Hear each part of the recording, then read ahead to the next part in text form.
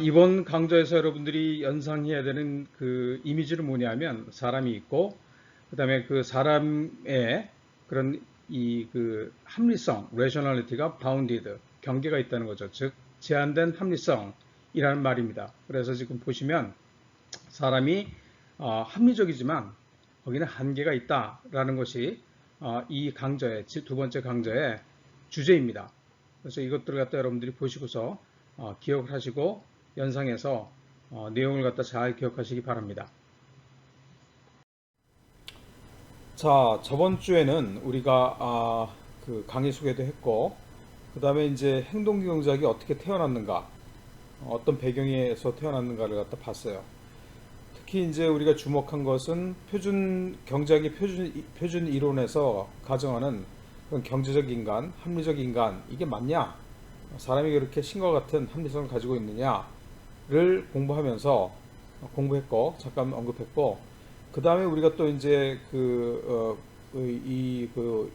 이번 학기에 농촌 발전론을 갖다 이제 행동 경제학적인 그런 관점에서 보면서 어, 어떻게 그러면 우리가 이제 행동 경제학을 이해하고 그걸 어떻게 적용할 것인가 파트 2에서 얘기를 했죠.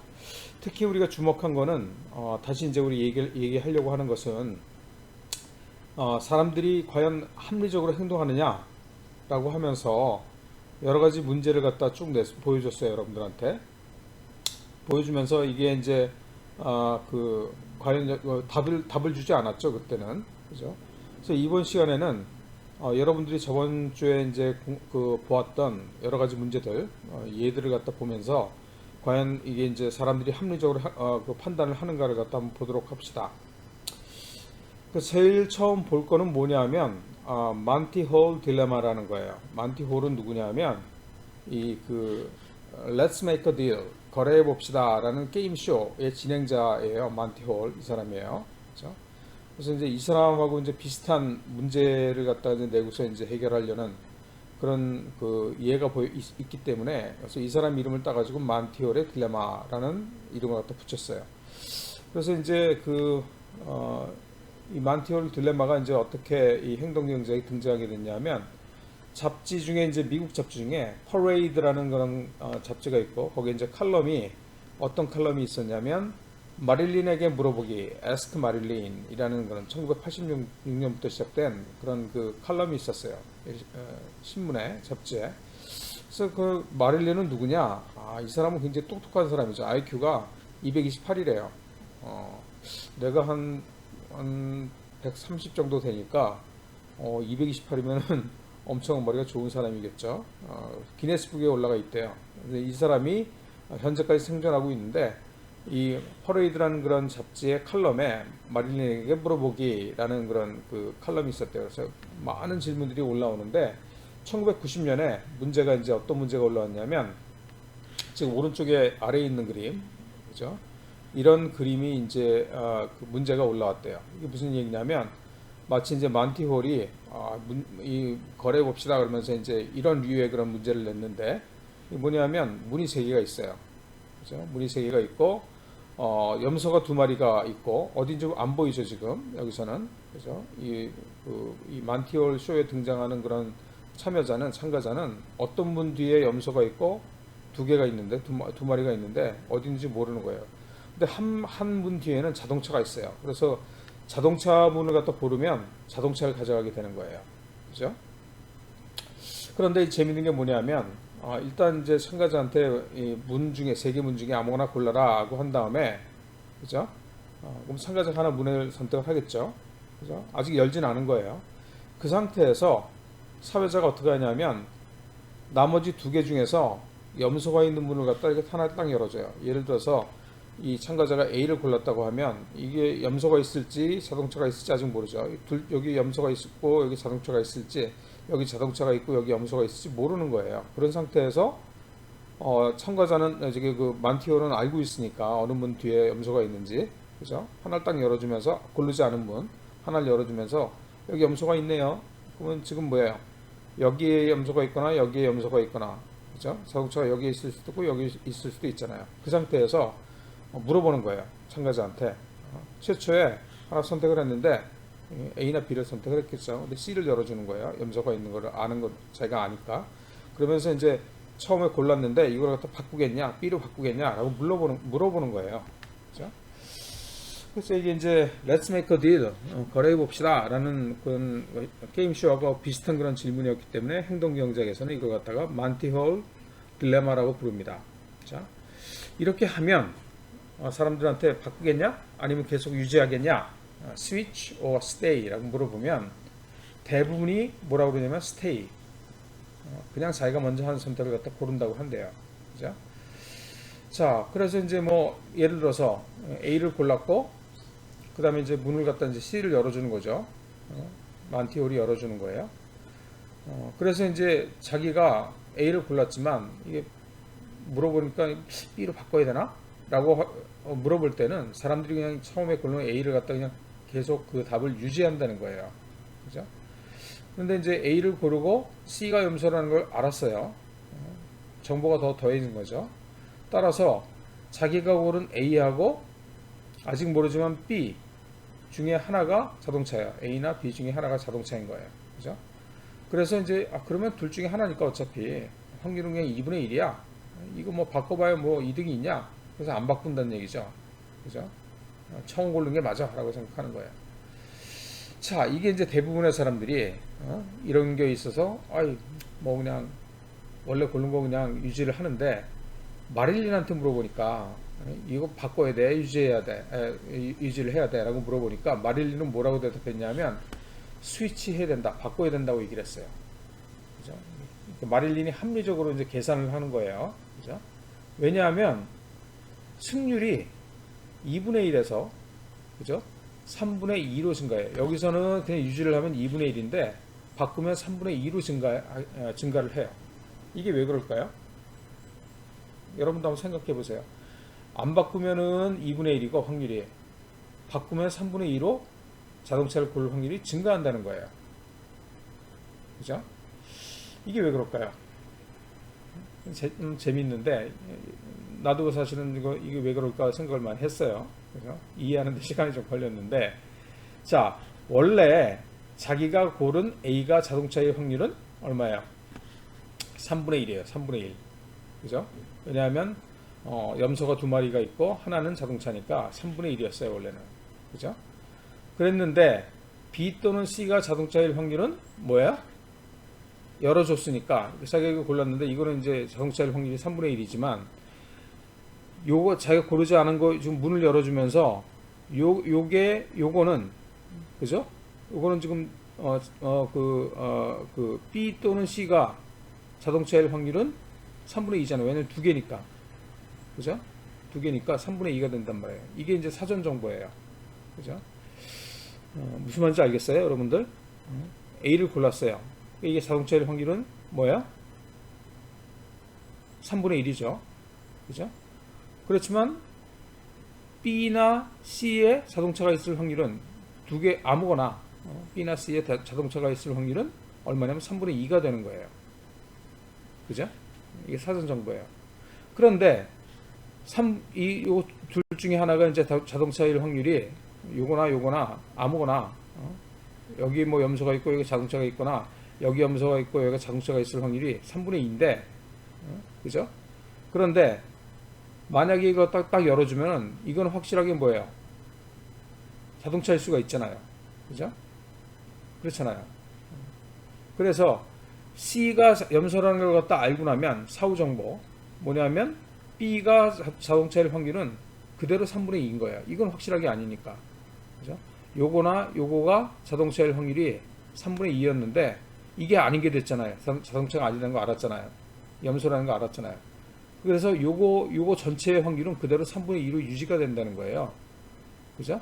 그래서 요거를 고르면은 뭐예요?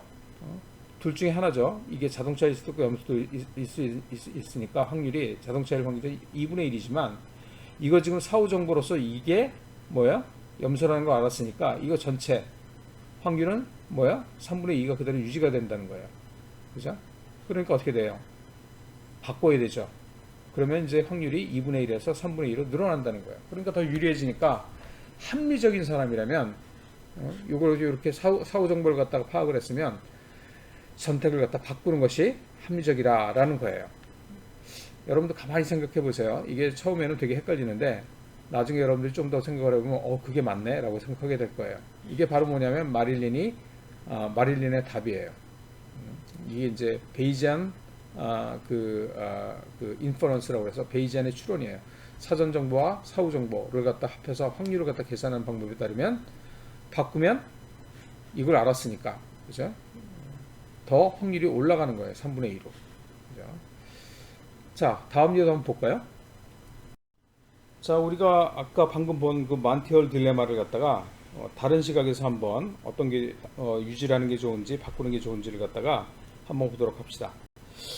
첫 번째 이제 설명은 뭐냐면 이 오른쪽 그림이에요. 오른쪽 그림을 보면 자연히 선택할 때 무작위로 그 선택을 할 때 우리가 사실 문이 3개 있는데 하나를 골라야 되는 거니까 그 중에서 이제 문 뒤에 하나 문을 골랐는데 그 뒤에 자동차가 있을 확률은 3분의 1이에요. 그죠? 염소를 갖다 선택할 확률은 3분의 2예요. 그죠? 근데 이제 그 참가자가 직접 선택을 갖다 할 수 있다고 우리 가정을 해 봅시다. 그러면 이제 그 전략이 되는 거죠.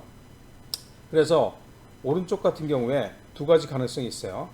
자동차를 갖다 선택을 했을 경우 가능성이 있고 자동차를 갖다 선택하지 않고 염소를 갖다 선택했을 확률이 3분의 2죠. 그죠? 그래서 이 경우에는 자동차를 갖다 골랐어요. 그죠? 그랬을 때 나 계속 유지할게 라고 하면 어떻게 돼요?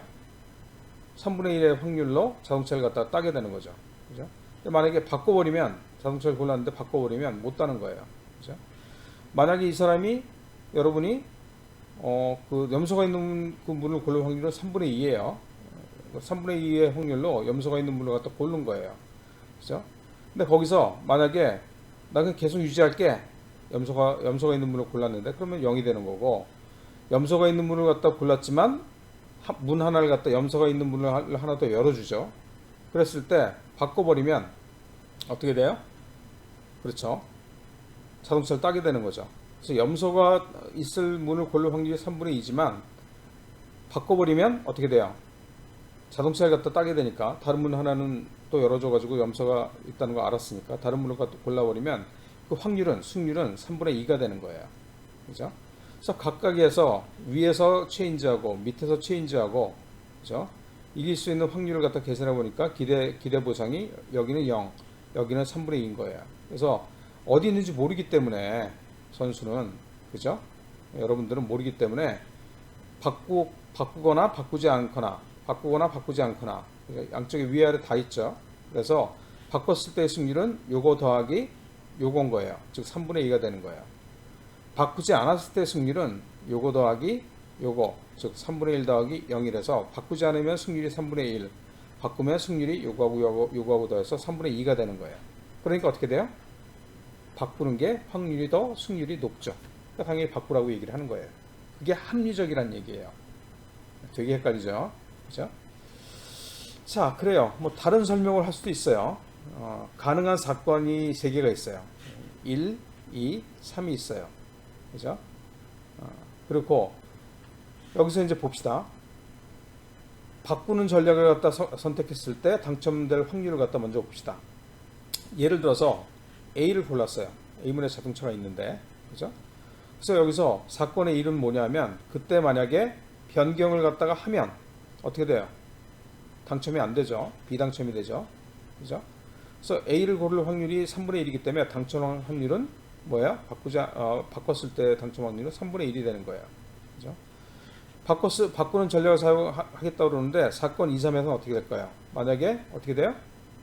만약 변경을 하면 2에서 예를 들어서 봅시다. 변경을 합시다. 그죠? 그러면 A란 문을 골랐는데, 그죠? 문을 갖다 열어주는 거예요. 이걸 열어주는 거예요. 그죠? 염소를 갖다 열어주는 거잖아요. 그랬을 때, 변경을 갖다 하면 어떻게 돼요? 변경을 하면 여기서 일로 바뀌는 거잖아요. 이건 열어준 거니까. 그러니까 어떻게 돼요? 당첨되는 거예요. 그죠? 3도 마찬가지예요. A를 골랐는데 문을 갖다 염소에 있는 문을 열어줬어요. 그죠? 그러니까 어떻게 돼요? 어떻게 되는 거예요? 바꾸면 어떻게 돼요? 그렇죠? 바꾸게 되면 다시 변경을 하게 되면 이번에는 C를 갖다 이제 B를 열어주겠죠. 그러니까 어떻게 돼요? 그렇죠. 여기서 바꾸게 되니까 당첨이 되는 거예요. 당첨. 그죠? 그래서 변경할 경우에 당첨 확률은 3분의 2가 되는 거예요. 그 다음에 그 선택을 갖다 바꾸지 않는, 변경하지 않는 전략의 당첨 확률을 갖다 한번 계산해 봅시다. 그죠? 사건 1에서는 뭐예요? 변경을 안 하면 당첨이 되죠. 그죠? 확률이 3분의 1이에요. 그 다음에 2하고 3에서는 변경을 안 하면 당첨될 확률이 당첨이 안 되죠. 3분의 2예요. 그래서 변경하지 않았을 때 당첨 확률은 3분의 1이 되는 거예요. 위하고 똑같죠. 그러니까 어떻게 돼요? 변경할 경우에 당첨 확률이 3분의 1에서 더 높으니까 변경하는 것이 더 유리하다. 그런 얘기예요. 그죠? 그래서 이러한 이유 때문에 합리적으로 따져보니까 마릴린이 바꾸세요라고 대답을 한 거예요. 그렇게 이제 기사가 퍼레이드에 이제 칼럼에 답을 갖다 냈더니 마릴린이 이게 난리가 났죠. 틀렸다. 마릴린 당시 틀렸다. 확률론을 갖다가 이제 가리키는 교수마저도 오답을 내는 거예요. 오답. 잘못 답을 내는 거예요. 여러분들 지금 되게 헷갈리잖아요. 그죠? 항의 전화도 오고 했대요. 자, 이게 뭘 얘기하는 걸까요? 사람들이 확률을 갖다 가지고 계산을 하고 선택을 하라고 그러면 확률적인 그런 불확실성에서 하에서 사람들이 합리적으로 제대로 선택하는 경우가 거의 없다는 거예요. 되게 헷갈려 한다는 거예요. 지금도 여러분들 헷갈릴 거 아니에요. 그죠? 그만큼 합리적으로 결정하는 게, 특히 확률, 그런 위험이 포함된 그런 선택의 경우에 있어서는 사람들이 합리적으로 결정하는 거에 있어서 굉장히 어려움을 겪고 있어요. 다른 예도 우리 또 봅시다. 자, 다른 예를 한번 봅시다. 이 확률을 갖다가 인간이 합리적으로 이해하기가 얼마나 어려운지를 갖다가 지금 보여주고 있어요. 만티올 딜레마를 받고 다른 그 예를 갖다 봅시다.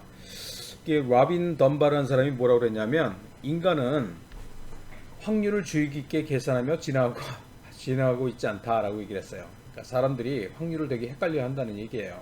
그래서 일단 교과서에서 나온 그런 설명하고 답을 갖다 보도록 합시다. 자, 상황이 어떤 상황이냐면, 이웃에 새롭게 이제 한 가족이 이사를 왔어요. 그래서 이제 아이가 2명 있는데 아직 남자인지 여자인지는 몰라요. 2명 다. 그죠? 그런 상태에서 첫 번째 질문은 뭐냐면, 딸이 있습니까? 물었어요. 그랬더니 새로 이사 온 이웃이 네, 그랬어요. 그랬을 경우에 나머지 한 명이 이게 딸일 확률이 얼마냐? 라고 물어보는 거예요. 이런 보통 이제 확률이 2분의 1이라고 이제 사람들이 대답을 해요. 단순하게 생각을 해서. 자, 정답은 얼마라고 얘기하냐면 교과서에서는 3분의 1이라고 얘기를 해요. 그죠? 자, 그래서 우리가 따져봅시다. 합리적으로. 가능한 경우는 네 가지가 있어요. 오른쪽에 제일 위에 표를 보면, 그죠? 첫째, 둘째가 있고, 첫째가 여자일 경우, 남자일 경우, 둘째가 여자일 경우, 남자일 경우. 그래서 첫째, 둘째. 첫째가 여자, 둘째가 남자. 이거는 첫째가 남자, 둘째가 여자. 그죠? 이건 둘 다 남자, 남자. 첫째 남자, 둘째 남자. 그죠? 네 가지 경우가 있는 거예요. 네 가지 경우. 그죠? 그래서 네 가지 경우가 있어요. 여남, 남녀, 남남. 그죠? 근데 남남은 제외되는 거예요. 왜냐면 지금 물어봤더니 딸이 있다고 그랬잖아요. 그러니까 이 경우는 아니죠. 그죠? 요건 아니에요. 그러니까 요거 중에 하나라는 얘기죠. 여기도 여자 한 명, 여기 여자 2명이죠. 여기 여자 한 명 있잖아요. 근데 여자가 한 명 있다는 걸 아니까 요거 빼면, 예를 들어서, 그죠? 여자가 포함된 경우는 두 번째 애가 여자일 그런 확률은 셋 중에 하나잖아요. 그죠? 그러니까 어떻게 돼요? 그렇죠. 3분의 1인 거예요. 3분의 1. 나머지 애들도 또 여자일 경우, 즉 여일 경우는 요 세 개 중에 하나이기 때문에, 그죠? 3분의 3개 중에 하나, 여인 경우는 하나이기 때문에 3분의 1이라는 얘기예요. 그죠?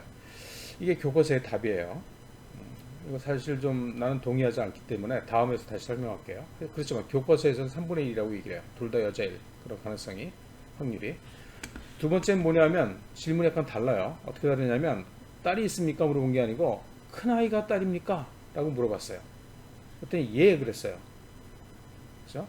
그럼 똑같이 두 번째 이걸 봅시다. 큰아이가 딸이라고 그랬어요.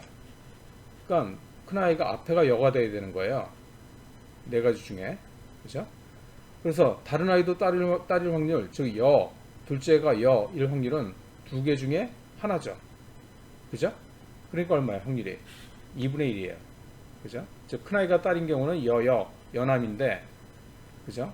두 번째가 여일 경우는 두 개 중에 한 가니까 2분의 1이라는 얘기예요. 그죠? 뭐 괜찮아요. 세 번째 질문은 뭐냐면, 이웃집 부인이 딸 한 명을 데리고 걷는 것을 봤어요. 사실 물어본 거하고 똑같죠. 그죠?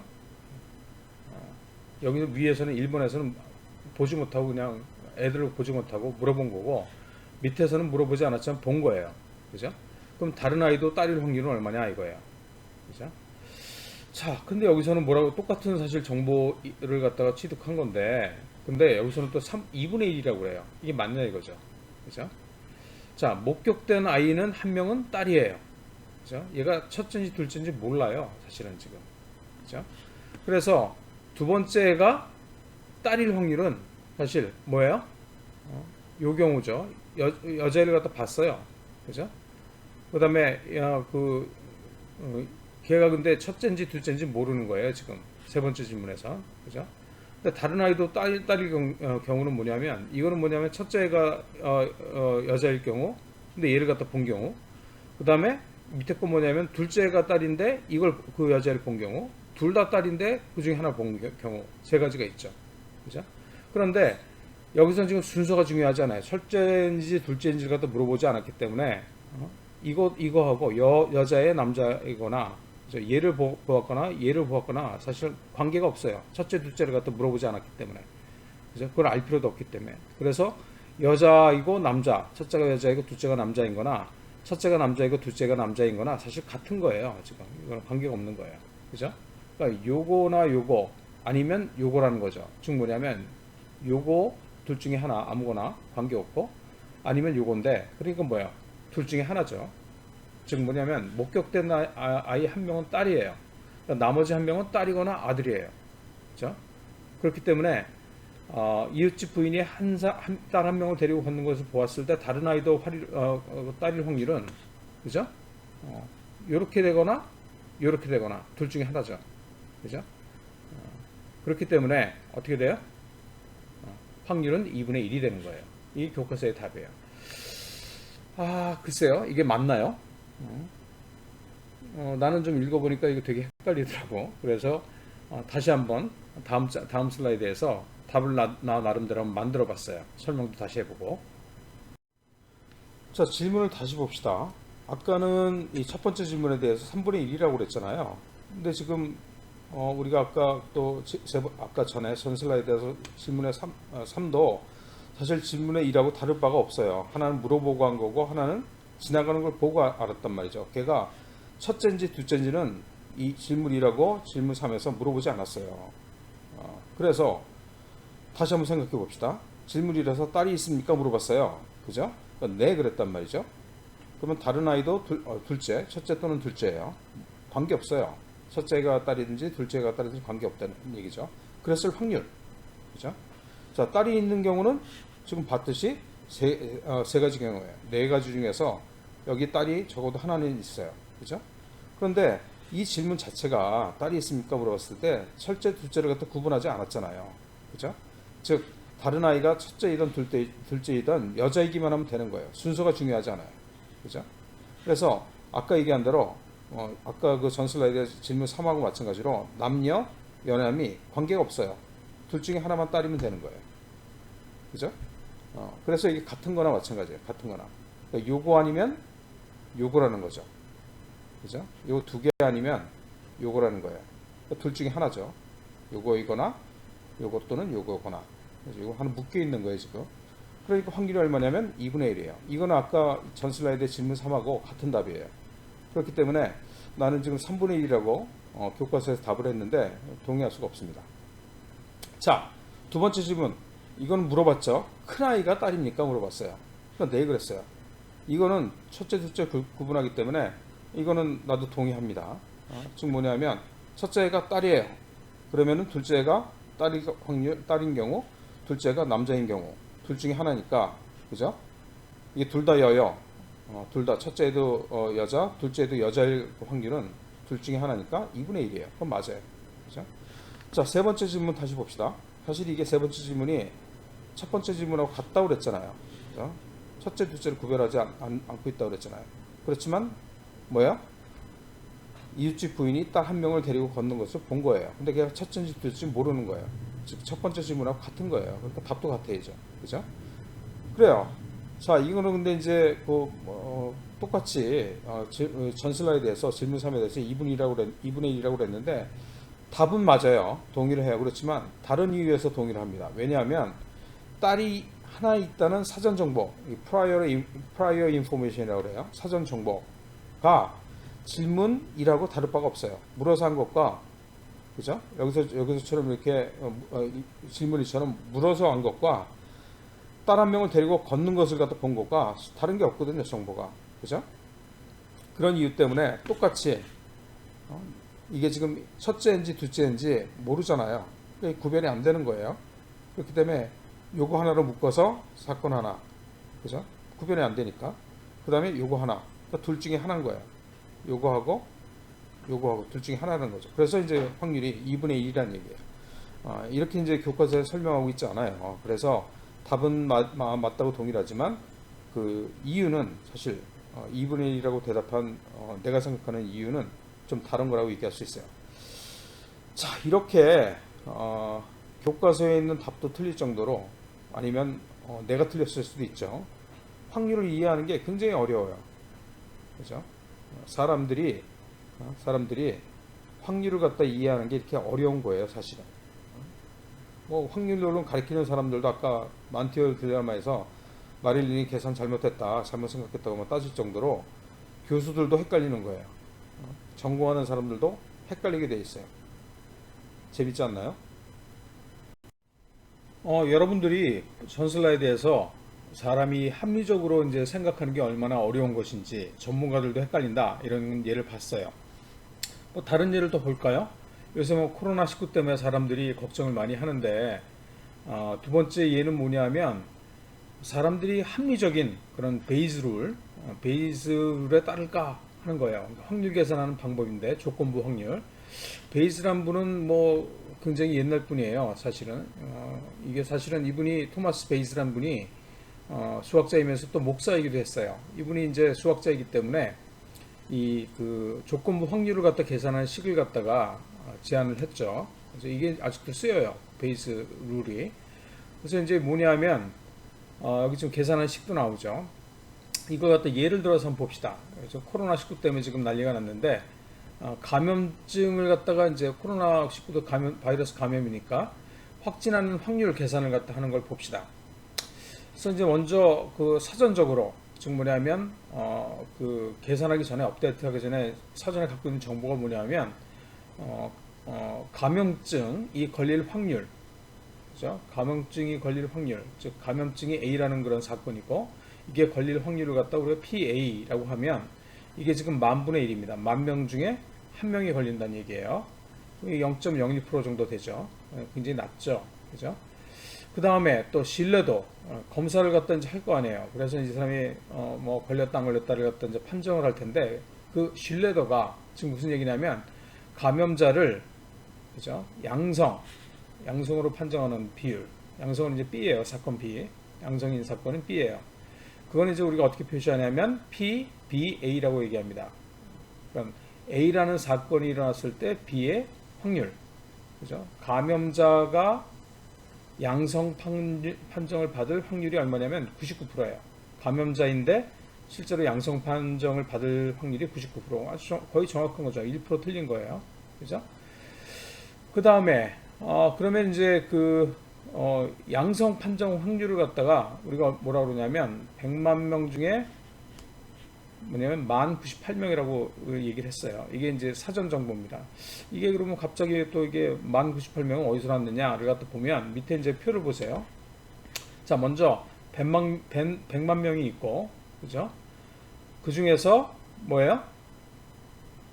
그 중에서 감염자가 몇 명이에요? 100명 있다. 아까 얘기했잖아요. 10,000분의 1이라고 그랬잖아요. 그죠? 또 100만 명이니까 100명이 있는 거예요. 그죠? 그러면 100명 중에서, 그죠? 100명 중에서 감염자가 100명인데 이 100명을 갖다 테스트를 했더니 그 중에서 아, 이 사람 걸렸어 라고 판정하는 게 99%라고 그랬잖아요. 아까 여기서 99%. 그죠? 그러니까 99%라면 100명 중에서 99명을 갖다 감염자 중에서 99명은 아, 감염됐어 라고 얘기를 한다는 거예요. 그죠? 그 다음에 그러면 한 명은 어떻게 돼요? 감염자인데 감염 안 됐다고 이제 판정하는 오류가 나는 거죠. 그게 1%, 즉 한 명이란 얘기예요. 그죠? 자, 그래요. 그러면 이제 그 100만 명 중에 감염자가 100명이니까 비감염자는 99만 9,900명이겠죠. 그죠? 그러면 여기에 1%는 사실 비감염자인데도 양성이 나올 수 있다는 거예요. 오류가 나니까. 그러니까 몇 명이냐면 99만 9,900명의 1%니까 9,999명이 비감염자인데 양성이라고 판정을 갖다 내리는 그런 명수예요. 명수. 그죠? 그렇다는 얘기예요. 그 다음에 비감염자인데 음성이다라고 판정하는 거는 뭐냐면 99%예요. 이거 반대니까. 그죠? 마이너스가 들어갔잖아요. not B라는 얘기예요. B가 아니다. 음성이다. 그런 얘기예요. 그러니까 이게 99만 9,900명의 99%니까 몇 명이냐면 98만 9,901명이에요. 그죠? 그러니까 99명하고 9,999명하고 더하면 전체 양성이 나오는 게 몇 명이냐면 98명이라는 얘기예요. 바로 이거예요, 이거. 그죠? 감염증 검사를 했더니 양성으로 나오는 게 98명이라는 얘기예요. 나온 것처럼. 그죠? 총 양성 판정자가 거의 1%에 가깝죠. 그죠? 자, 그래요.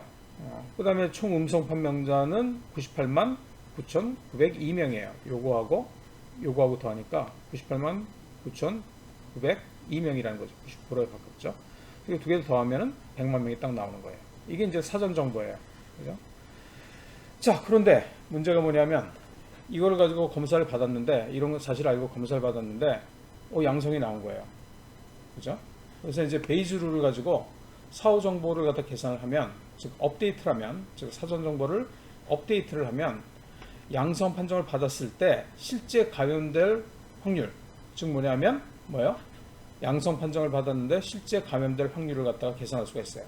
즉 뭐냐면 이 공식을 이용하면 돼요. 그죠? 그래서 PAB는 뭐예요? 여기 나와 있는 대로 PBA 곱하기 PA 나누기 PB예요.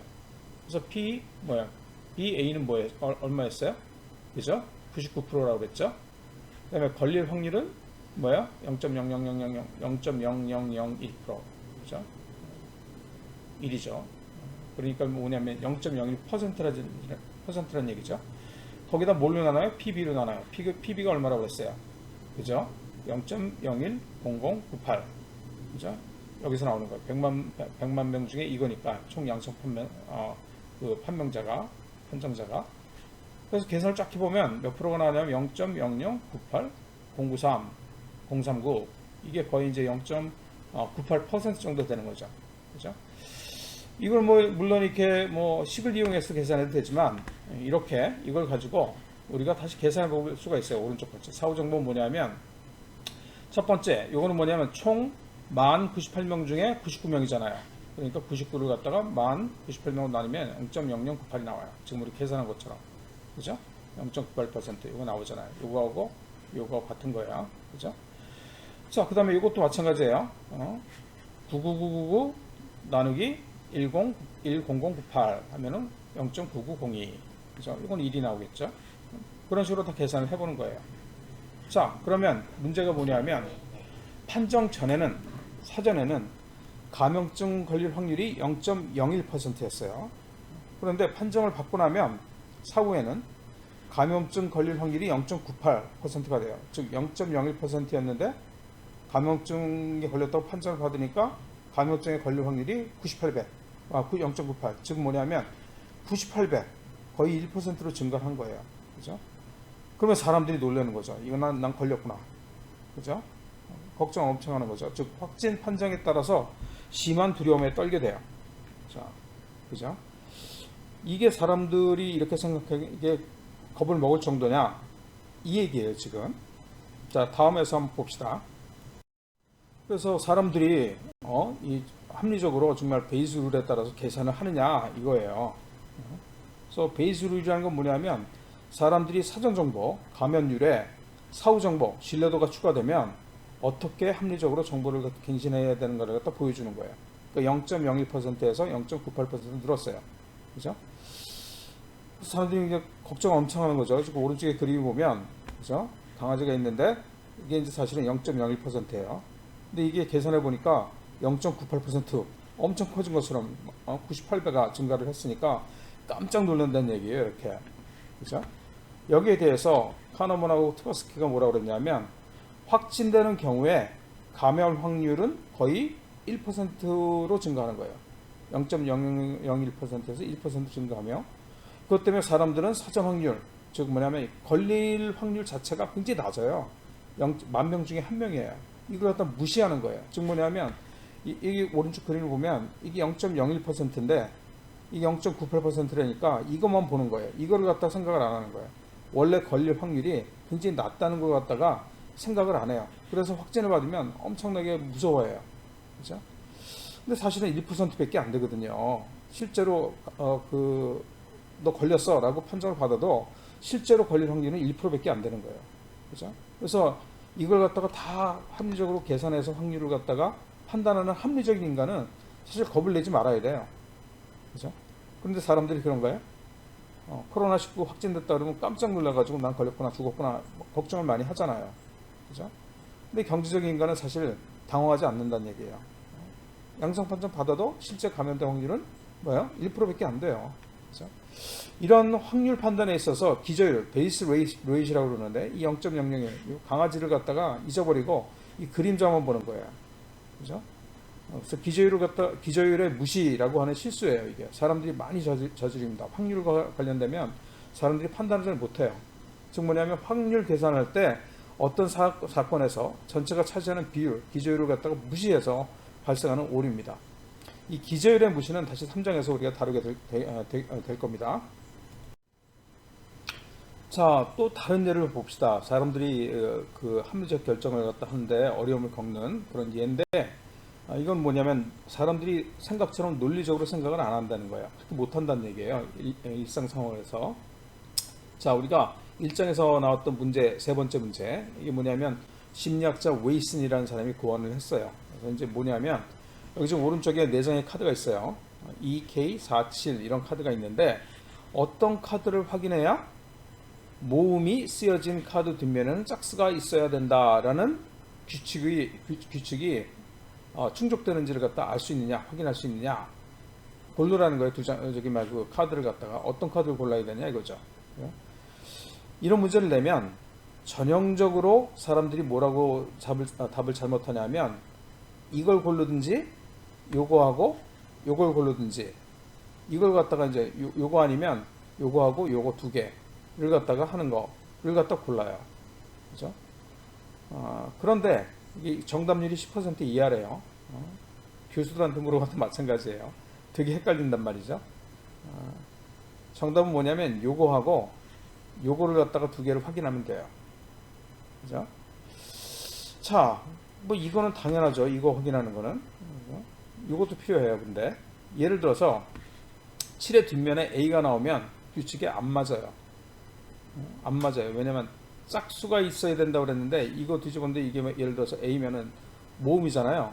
그럼 모음 뒤에 7 홀수가 있는 거잖아요. 안 맞잖아요. 그죠? 그렇다는 얘기예요. 왜라는 질문에 대해서 이제 대답한 거예요. 이게 사실은 형식 논리학이에요. 굉장히 간단한 우리가 사실 중고등학교 때 배웠던 논리학에 나오는 거예요. 즉 뭐냐면 P면 Q이다. 그죠? 이거의 대우, 즉 대치 이건 뭐냐면 컨트라포지션이라고 그러는데 이건 뭐냐면 Q가 아니면 P가 아니다. 그죠? 요거를 확인하고 요걸 확인하면 그죠? 그러면 이제 그게 확인이 되는 거예요. 즉 뭐냐면 원래 명제가 참이면 대우 명제도 반드시 참이어야 되는 거예요. 반대로 대우가 참 컨트라포지션이 참이면 원래 명제도 참이 되는 거예요. 그죠? 요게 참이면 요것도 참이고 요게 참이면 요것도 참이란 얘기예요. 그죠? 자, 그래서 이 2를 뒤집어 보면 한 면이 모음이면 다른 면은 짝수인가를 확인할 수 있죠. 그죠? 그 다음에 요걸 뒤집어 보면 뭐예요? 대우인 한 면이 홀수이면 다른 면은 자음. 그죠? 이게 뭐, not Q죠, 이게. 그래서 한 면이 홀수이면 다른 면은 자음. 이해된다는 거예요. 이건 뭐냐면, 한 면이 모음이면 다른 면은 짝수이다. 라는 거의 반대는 한 면이 모음이면 다른 면은 홀수이다는 얘기예요. 한 면이 홀수이면 다른 면은 자음이라는 얘기예요. 그렇죠? 그러니까 요거로 두 개를 갖다 확인하면 되는 거예요. 그죠? 무슨 말인지 알겠죠? 근데 이러한 간단한 논리학을 갖다 우리가 배웠음에도 불구하고 실제로 써먹지 못한다는 거예요, 사람들이. 그래서 입문 수준 논리학이지만 이 정도 논리적 추론도 사람들은 익숙하지가 않아요. 그렇지만 이제 일상생활에 관련된 그런 추론을 갖다가 또 물어보면 정답률은 또 상승합니다. 이거에 관련해서는 우리가 실제로 많이 경험하는 문제에 대해서는 정답률이 또 상승을 해요. 이건 다시 우리가 9장에서 다시 한번 보도록 하겠습니다. 계속 다른 예가 나옵니다. 이게 이 관련해서 케인스 여러분들 알죠? 거시경제학의 대부죠. 여기서 이제 12장에서 뭐라고 그러냐면 이 책이 있어요. General Theory of Employment, Interest and Money. 1936년. 여기 이제 예를 든 게 뭐냐면 주식시장하고 그 다음에 미인 투표 게임하고 비슷하다는 거예요. 미인 투표 게임은 뭐냐면 다른 사람이 미인이라고 생각하는 사람에게 투표하는 게임이에요. 이게 무슨 얘기냐면 주식시장하고 비교하면 다른 사람들이 이 주식이 돈을 벌어다 줄 것이라고 생각하면 그 주식을 사야 되는 거예요. 거기 많이 투자하게 되니까 주식값이 오를 거 아니에요. 비슷하다는 거예요. 그죠? 근데 이게 지금 얘기한 것처럼 이게 또 쉽지가 않다는 거죠. 그죠? 또 다른 예를 봅시다.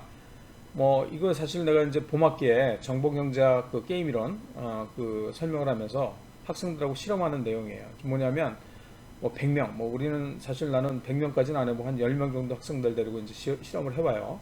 대부분. 그래서 이제 뭐 한 100명이라면 100명 괜찮아요. 관계없어요.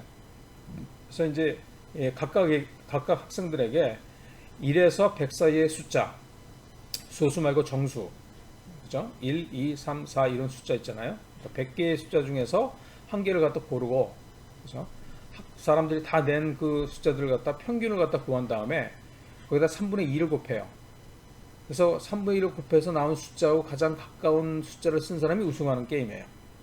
이거를 해보면 내가 몇 년 동안 해봐도 아주 뚜렷이 그 경향이 보입니다. 경향이 보여요. 그죠? 자, 이걸 갖다가 어떻게 그러면 구체적으로 하는 거냐? 예를 들어서 해보면 1단계에서는 완전히 무작위로 이제 숫자를 선택을 하면 뭐 0, 1에서부터 100 사이 숫자를 갖다 각각 쓸 거고 이 경우에 이제 평균 얼마 되냐면 50.5가 돼요. 예를 들어서 이렇게 되는 거죠. 그러니까 1부터 100명이 1부터 100을 갖다 하나씩 다 쓰는 거예요. 1, 2, 3, 4, 5, 6, 7, 8, 9, 10 해서 100까지 다 쓰는 거예요. 그럼 얼마냐면 합이 5050이 돼요. 그죠? 평균을 내면 100명이니까 50.5를 갖다 쓰는 거예요. 그럼 이 50.5에다 3분의 1을 곱하면 33.6이에요. 그죠? 그런데 33.67을 갖다가 다 쓸 거라고 합리적으로 생각을 해서 완전히 랜덤하게 쓴다고 생각하면 그럼 이거 갖다 모든 사람들이 예상하고 있다면 얼마를 써야 돼요? 34를 쓸 거예요. 그죠? 근데 문제는 뭐냐면 이것을 예상하고 있다면 2단계에서는 어떻게 되냐면 34의 3분의 2니까 다음에는 34를 갖다 학생들이 각각 쓸 때니까 3분의 1 하면 22.67이고 그죠? 그러면 23 정도를 갖다 쓴 사람 학생이 이제 우승을 하는 거예요. 다시 이걸 갖다 알고 있으면 3단계로 넘어가죠. 여기에 또 3분의 2가 되는 거예요. 즉 뭐냐면 15.3에다가 15.3이 나오는데 이건 23에다 3분의 1 갖다 곱한 거니까 15 정도 써야 돼요. 또 알고 있으면은 다시 뭐예요? 15에다 3분의 1 곱해서 얼마예요? 10 정도를 쓰는 사람이 해야 되고 다시 5단계로 가면 7을 써야 되고 다시 6단계에서는 5, 7단계에서는 3, 8단계에서는 2, 9단계에서는 1. 그죠? 1이 가장 작은 숫자라요. 그러면 이제 모두 쓰면 이게 종료가 되는 거예요, 게임이. 그래서 9단계까지 가면 결국은 1을 쓰게 되어 있어요. 이걸 갖다가 사실 합리적인 사람이라면 예상을 하고 작은 숫자를 써야 돼요. 근데 실제로 시켜보면 학생들이 생각을 안 해요. 근데 이제 한 3단계 정도 되면 학생들이 눈치를 갖다 채기 시작해요. 이게 어떤 게임인지. 그래서 점점 숫자가 줄어들어서, 그죠? 실제로 보면 20 정도 쓴 사람이 승리를 하게 돼 있어요. 실제 게임을 해보면. 그죠? 그래서 이런 것들을 갖다 사실 뭐 이렇게 복잡한 문제도 아니고 합리적으로 생각하면 작은 숫자를 갖다 써야 된다고 하는데 실제 실험을 해보면 20점 한다는 거 알매도 불구하고 다른 사람들이 합리적이라는 가정을 할 수가 없잖아요. 그러니까 처음에 한 50 썼다가 20 썼다가 나중에 20에서 10 정도 쓴 사람이 결국은 승리를 해요. 그죠? 따라서 사람들이 보통 한 2단계까지만 생각을 한다라고 할 수도 있어요. 물론 이제 수학을 잘하는 이런 논리적인 사고를 많이 하는 공대생들한테 물어보면 숫자가 더 적어지긴 해요. 무슨 말인지 알겠죠? 그래서 사람들이 생각보다 합리적이지 않고 나만 합리적으로 생각해도 소용이 없다는 거예요. 왜냐하면 남의 행동이 의사결정이 나의 그 이익에 영향을 미치는, 효용에 영향을 미치는 그런 게임적인 상황에서는 혼자만 합리적이라고 해도 소용이 없어요. 남이 합리적이래, 같이 또 합리적이야만 뭐야? 이런 게임에서 승리할 수가 있는 거죠. 참 그래서 또 본 예와 같이 사람들이 합리적으로 결정하지 않는다는 것 갖다가 못한다는 걸 갖다가 우리가 알 수가 있어요. 경제학에 뭐 무궁무진한 예들이 있습니다. 이렇게 사람들이 합리적으로 행동하지 않아서 예측하는 결과가 나오지 않는 경우가 게임 이론에서도 있죠.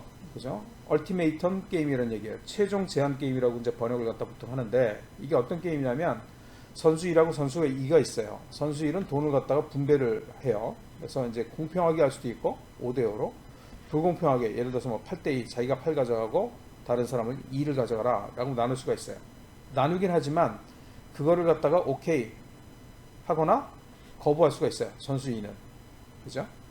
그래서 선수 2가 거부하면 아무도 돈을 갖다 못 받는 거예요. 그죠? 그래서 이런 거죠. 예를 들어서 이 최종 제한권이라니까 선수 1이 5대5로 나눌지 8대1로 나눌지 결정을 하고 선수 2는 만약에 선수 1이 페어하게 5대5로 했으면 받아들일 수도 있고 그러면 뭐야 예를 들어서 5천원씩 가져가는 거예요. 아 싫어. 그러면은 아무도 못 가져가는 거예요.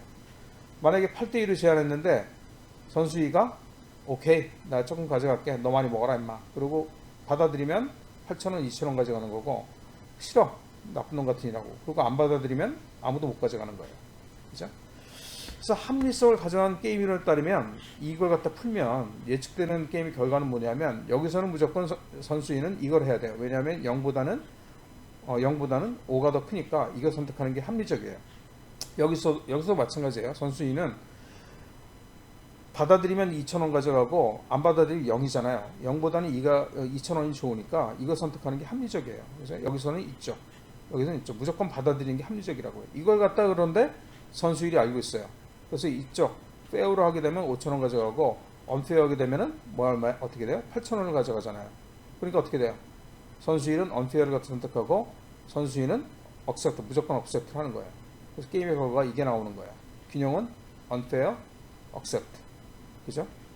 자, 이런 게임에서 게임 이론이 그 얘기하는 건 뭐냐면 내시 균형은 뭐냐면 unfair하게 선수 1은 고르고 2는 accept 하는 게 균형이고 그죠? 게임의 결과는 8,000원, 2,000원이다 라는 얘기예요. 그죠? 자, 이렇게 될까요? 실험을 해보면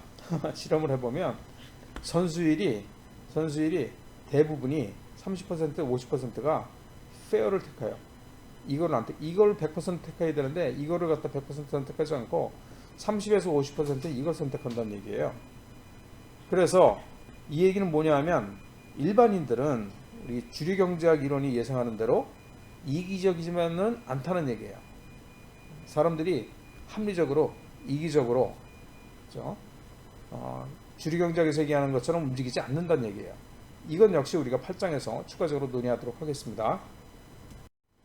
자, 다른 게임을 한번 봅시다. 이건 센티피드. 피드가 이제 발이란 뜻이고 센티가 100이란 뜻이거든요. 센츄리 100년이잖아요. 그죠?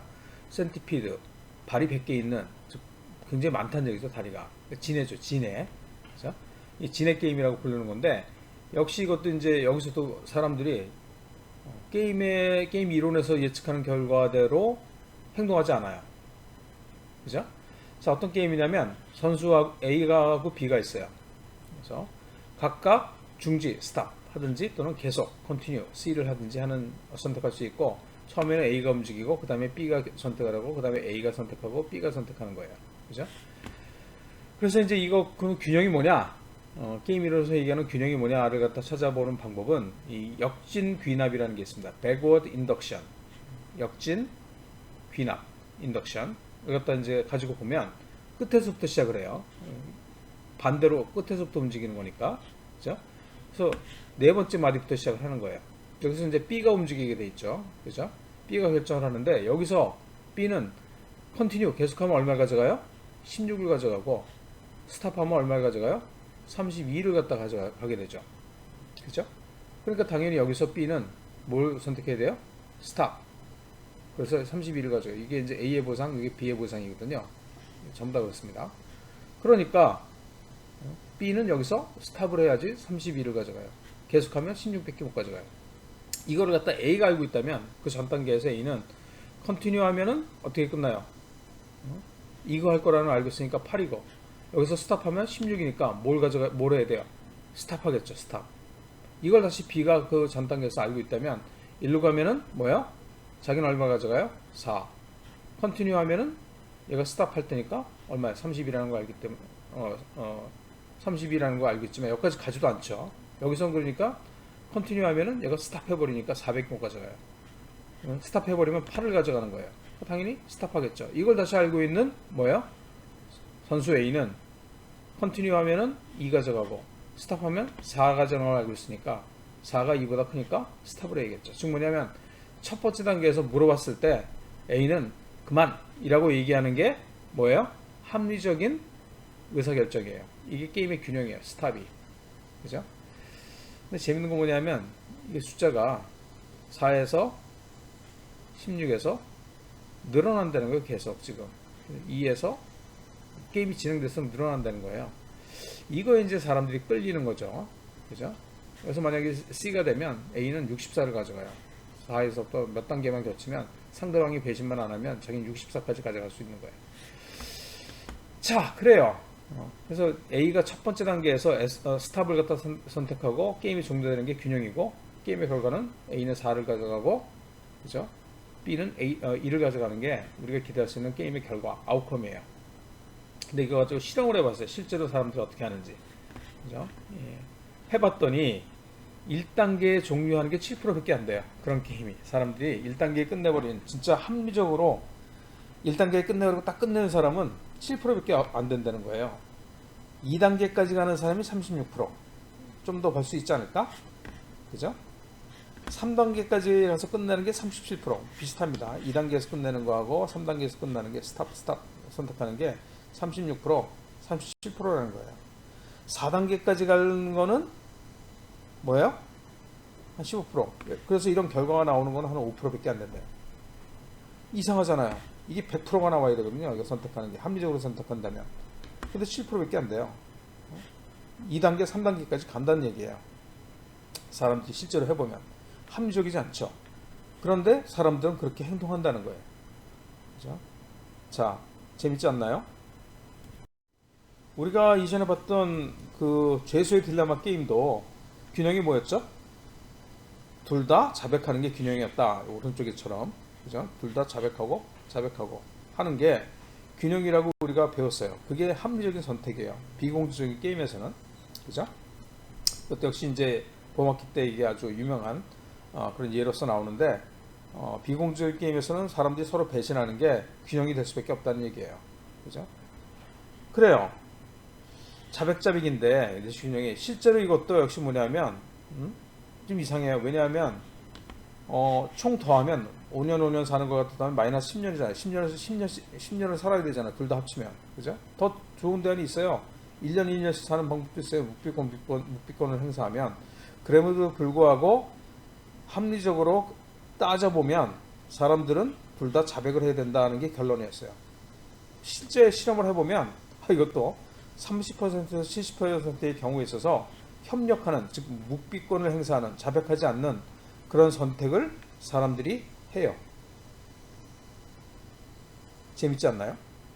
그러니까 표준 경제학에서 경제학이 표준 이론에서 얘기하는 게임 이론의 표준 이론에서 얘기하는 그 게임의 결과, 사람들이 이렇게 행동할 것이다 라고 하는 예측이 안 맞는 경우가 발생을 한다는 거예요. 그것도 생각보다 많이 발생한다는 거예요. 그래서 이제 사실은 행동경제학, 실험경제학이 각광을 갖다 받기 시작하는 거예요. 그런 행동들을 갖다가 왜 그렇게 행동할까? 설명하고 예측하기 위해서. 자, 이상에서 여러 가지 예를 봤어요. 그죠? 그래서 사람이 합리적인가? 라는 질문에 대해서 우리가 지금까지 예를 보면 이 사람은 합리적이지 않은데? 라고 얘기할 수도 있어요. 그죠? 근데 사실 뭐 사람이 그럼 완전히 다 비합리적이냐? 또 그렇진 않아요. 그렇진 않아요. 즉 뭐냐면 인간은 어떤 사안에 대해서는 어느 정도 또 합리적인 선택도 해요. 그죠? 그래서 사람이 비합리적이다라고 얘기하는 게 아니라 행동경제학에서는 사람은 제한된 합리성, bounded rationality를 가지고 있다라고 표현하는 게 더 적절하다는 얘기예요. 이게 다음 장의 그 주제입니다. 특히 이러한 제한된 합리성이 어디서 오는가? 여러 가지 소스가 있죠. 인지적인 제한 여기 나와 있죠. 그죠? cognitive limitations. 즉 뭐냐면 목적, 기준, 대안 이런 것들이 불명확해서 파악하기 어려울 때, 그죠? 그런 제한이 걸린다는 거죠. 즉 합리성이 제한된다는 거예요. 정보 자체가 완벽하지 않을 수 있어요. 그죠?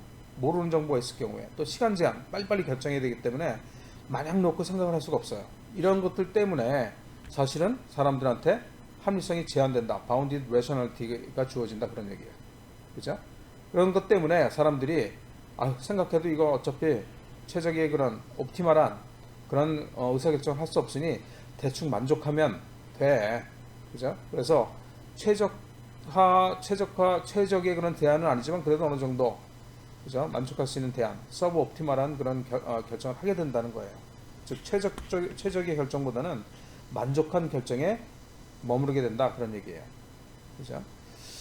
이게 바로 이제 우리가 이 합리적 결정의 어려움을 갖다 예로 많이 들었고, 그래서 사람들이 제한된 합리성을 가지고 있고, 이런 제한된 합리성은 인지적 제한, 정보의 불완벽성, 시간의 제한 이런 것들 때문에 그 제한적인 합리성을 가지고 우리가 판단할 수밖에 없다라는 게 결론입니다. 그래서 여러 가지 예를 들면서 사람이 합리적이지 않다, 이게 좀 덜 떨어진 거 아니야? 라고 여러분들이 생각할 수도 있지만 그건 또 아니에요. 사람이 또 엄청난 능력을 가지고 있습니다. 뭐 AI하고 비교를 해도 적어도 현재까지는 훨씬 우수한 게 뭐냐면 뭐예요? 이 패턴을 갖다 인식하는 능력입니다. 여러분들 뭐 보세요. 오른쪽 그림을 보면 이게 뭐가 보이나요? 뭐가 연상이 돼요? 그렇죠? 동그란 거 얼굴처럼 생겼어. 이거 눈썹인데? 이건 뭐야? 이마에 주름이 돼? 사람 얼굴이네? 사람 얼굴인데 좀 나이 든 사람이 슬쩍 웃고 있는 거네? 라고 우리가 판단을 하잖아요. 밑에 있는 그림도 보세요. 그죠? 이게 사실은 여러분들 딱 보면 뭐가 가장 강력하게 떠올라요? 여기 이미지를 보면 사람의 얼굴이 나오죠. 눈이 보이고 눈썹이 보이고 코, 그 다음에 입. 근데 이거 갖다 사실 합리적으로 보면 이건 나뭇가지예요. 나뭇가지. 우연히 사람처럼 보이는 나뭇가지고, 이거 뭐 새가 날라가 나오죠. 나비나. 그죠? 그래서 이걸 보면 이런 것들 갖다가 이제 컴퓨터한테 보여주면 사람이라고 생각 절대 못해요. 여러분들 그래서 뭐 웹사이트 같은데 사람인지 로봇인지 판별하는 게 뭐냐면 숫자 막 이상하게 써놓고 그거 이제 쳐넣으라고 그러잖아요. 숫자고 문자를 갖다가.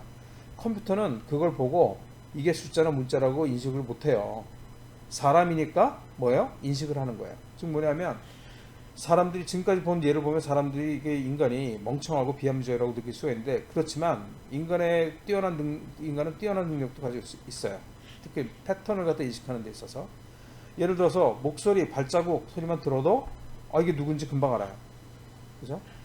30년 만에 친구를 만났는데 알아봐요. 얼굴이 많이 변했을 거 아니에요. 30년이면. 그죠? 그런데도 알아봐요. 목소리 톤만 들어도 상대방이 어떤 기분인지 알아낼 수가 있어요. 그죠? 이거는 뭐냐면 애들이 참 여러분들 뭐 조카나 보면 이렇게 뭐 레고 가지고선 자동차 비슷하게 또 안 생겼는데 이거 자동차로 그러고 막 갖고 놀잖아요. 이거를 보고서 이걸 연상하면서 갖고 노는 거예요. 이걸 갖다가. 그죠? 그래서 인간은 명시적이지 않은 정보를 읽어내는 능력이 있어요. 흉내를 낸다든가 상상을 한다든가 이런 것들이 인간의 탁월한 능력이에요. 컴퓨터는 아직까지 합리적으로 계산을 하지만 이런 것들 못해요. 아직까지는. 뭐 모르겠어요. 10년 후에 뭐 AI가 이런 것까지 할지 모르겠지만 아직까지는 안 돼요. 엄청난 사실은 계산력이 필요한 건데 이걸 하려면 아직까지는 뭐 택도 없죠. 그죠? 그래서 뭐 어린아이들이 모국어를 갖다 습득하는 능력, 그다음에 인간의 뛰어난 능력 이런 것들을 간과하면 안 된다는 거예요. 이게 그러면 과연 인간만 그러냐? 그렇지 않아요. 내가 최근에 이제 하도 이제 우리 집 아들이 강아지를 갖다가 갖고 싶어 해가지고 지금 이제 20대 중반이 됐는데 지금까지 안 된다고 그랬다가 뭐라 그럴까 성격 형성하는 데 있어서 아니면 스트레스 해소하는 데 있어서 도움이 될 것 같아가지고 토이 푸들이라고 조그만 강아지 하나 사줬거든요. 얘가 2개월밖에 안 됐어요. 2개월 한 2주 정도 됐는데 얘가 동물인데도 벌써 앉아 그러면 앉고 엎드려 그러면 엎드려요. 물론 이제 훈련을 시키죠. 우리가 먹을 걸 가지고. 그 다음에 배변도 벌써 배변도 자기가 어디서 응가를 해야 되는지를 갖다 알고 자기가 오줌이나 아니면은 똥을 누울 때는 자기 집에 있는 패드에 가서 놓아요. 이거 대단하지 않나요? 대단해요. 사람도 대단한 능력을 가지고 있고 동물도 사람보다 못하지만 그래도 대단한 능력을 갖다가 살아있는 생물체는 갖고 있어요. 그렇죠? 그래서 우리가 지금까지 사람이 마치 멍청하고 비함적인 것만으로 우리가 묘사를 했는데 실제로 그렇지 않다. 너무 여러분들이 좌절할 필요가 없다. 실망할 필요가 없다. 라는 얘기입니다. 여기까지 2장을 마치고 다음 시간에는 3장을 갖다 공부해 보도록 합시다.